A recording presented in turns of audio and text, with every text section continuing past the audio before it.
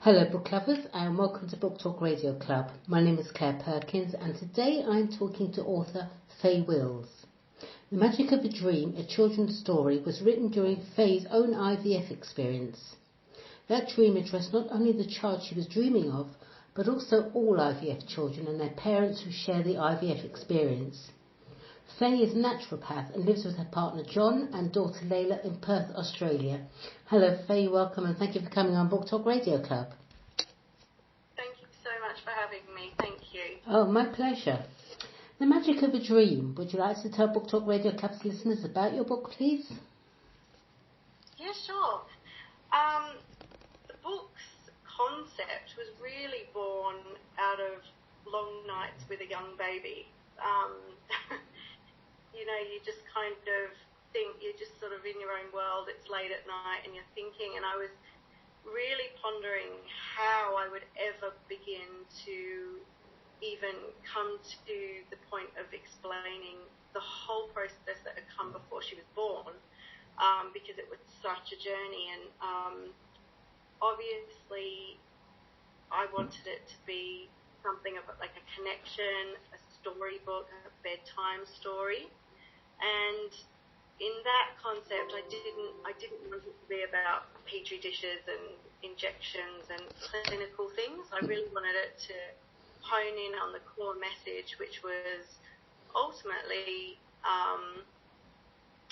something that you really deeply want is really worth everything, even if it's really difficult. So it's really about that.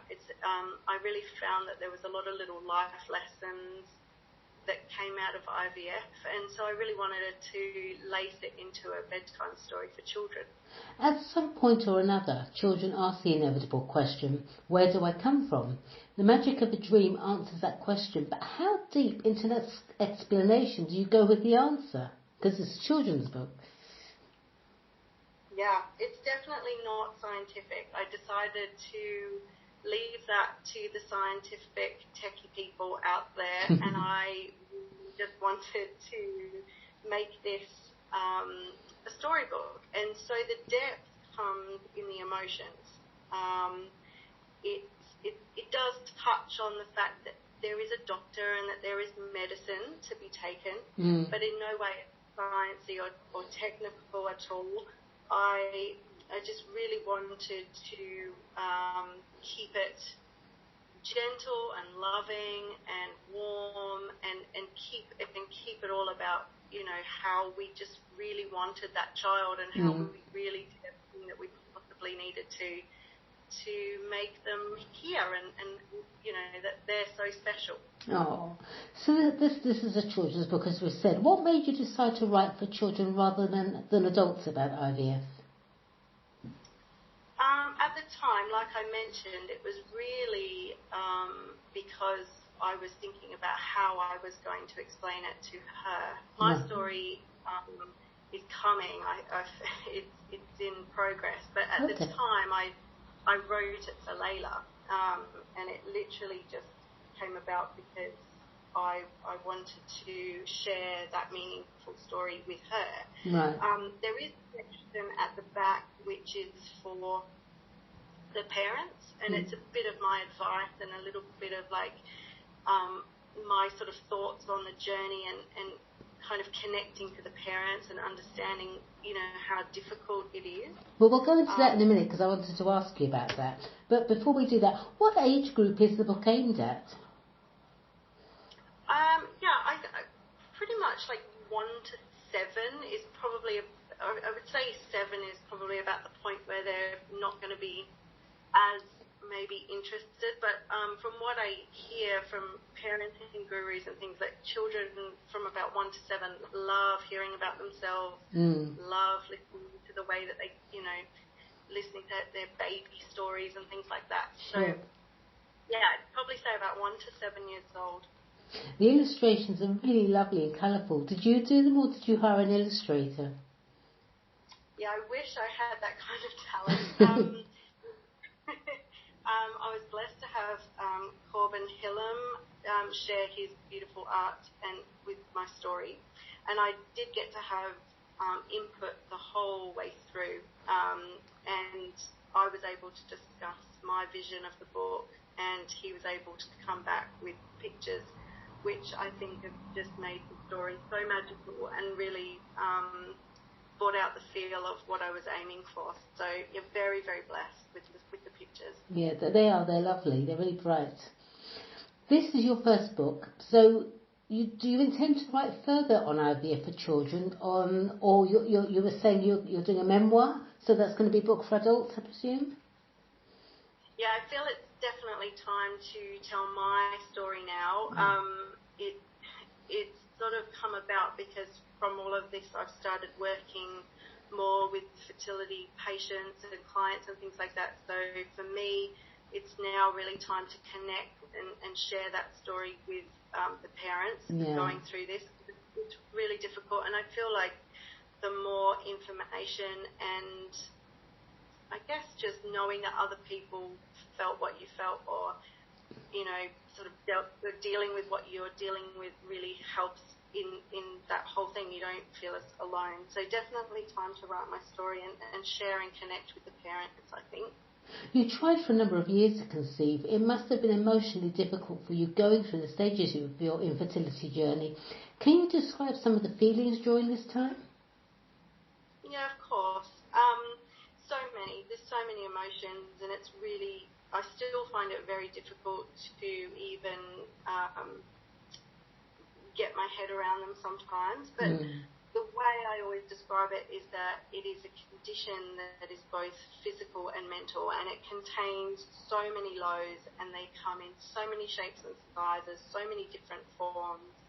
Everything daily, just seeing children out and about, to the real big blows that you can receive in appointments and things like that. It's the description I've always come up with is that it's like a physical ache. It's like it's a scream that's trapped on the inside, and you can't get it all out, and you can't escape babies, and you can't escape baby showers and falling pregnant. You have to work. You're not physically sick, so you still got to work and show up as you in all capacities of your life. But underneath, you're struggling and you're exhausted and you're sad and you're grieving and you're full of hormones, and you're pretty much putting on a brave face most of your day. And so it's an interesting journey. And the IVF can be definitely one that's filled with anxiety and worry and a lot of ups and downs. But you've made a conscious decision to become a parent, and so therefore the courage, the strength, and the deep sacrifice takes over, which ironically is kind of what you need to be a really good parent, in my opinion. So it really strengthens all of that during the process. Faye, just before I go to the next question, just make sure you're speaking to the microphone because you're fading out a little bit. So at what point did you start to consider options, and what were they, if I may ask? Yeah, they were pretty much IVF straight off bat. I presented with 2 blocked fallopian tubes, so I was given that was pretty much my only option. But I did dig my heels in, and I did turn to natural medicine and managed to do and clear those without any medical intervention. Right. Which was brilliant. And but then we went back, and then we discovered that John, my partner, also had blockages, and again we turned to natural medicine, but ultimately in the end we went down the IVF road because we pretty much just knew that was going to give us the best results. So it was in the end, but with the help of natural medicine, we were able to overcome some huge obstacles, because at one point we had no shot at this at all. So we're blessed in both worlds. What advice would you give to husbands and partners to support the women in their life going through infertility? Well, first of all, it's a team. You're a team. So you're both going through an emotional turmoil. It's obviously the female is the one who's carrying the main part of the load. She's the one that's got to inject and have operations and ultimately carry the child. But to the men and the partners, I say, just let us be heard. You don't need to fix it. You just need to be our safe space to just scream or cry and be sad and just fall in a heap. And same for the women, because sometimes John would come home and I could see he'd had a really bad day. Yeah. And it would be my turn to, be the rock and his support system. And I remember with John, he was fantastic with taking notes in the appointments. That was something, I'd always get anxiety before appointments and my brain wouldn't be as switched on, and he would always take the notes so that when we came home and we'd had a cup of tea, he would be able to kind of just download it all to me and we would be able to process it together. So, yeah, just practical stuff like that, like just making sure that you're sort of stepping up a little bit when somebody's anxious is always a good thing. And just be a team, communicate, definitely. Beautifully put. You have a daughter, Layla. What a pretty name. Tell me about her.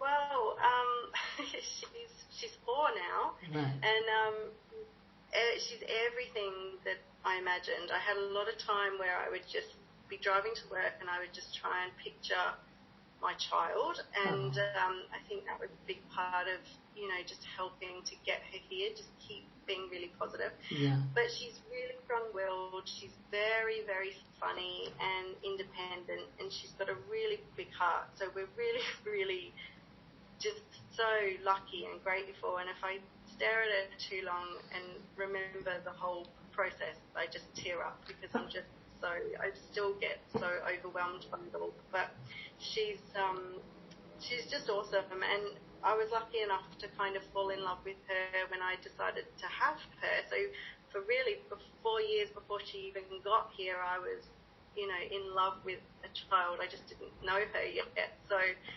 she's amazing, and we're very, very blessed. That's wonderful. That's wonderful.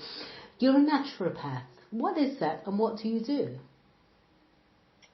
Well, a naturopath is a doctor of natural medicine. Basically, you would go in and have a consultation with a naturopath, and they would holistically look at the whole body. So rather than when you go and see a specialist, they are looking at one part. We're looking at the body as a whole, and we're treating using natural remedies. So herbs or vitamins, homeopathy sometimes, minerals, that sort of thing.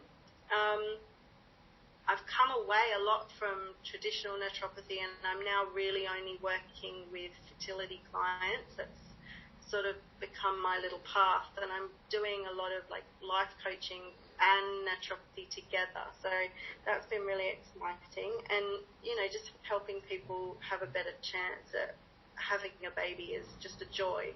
So it's been a lovely path for me to walk down as well for that. Isn't it amazing, though, that the things that we go through that seem to be insurmountable, when you come out the other end, it gives you new tools to help other people, and you have this overwhelming desire to help other people who are in the same position or about to be in the same position that you've been through. Yeah, for sure.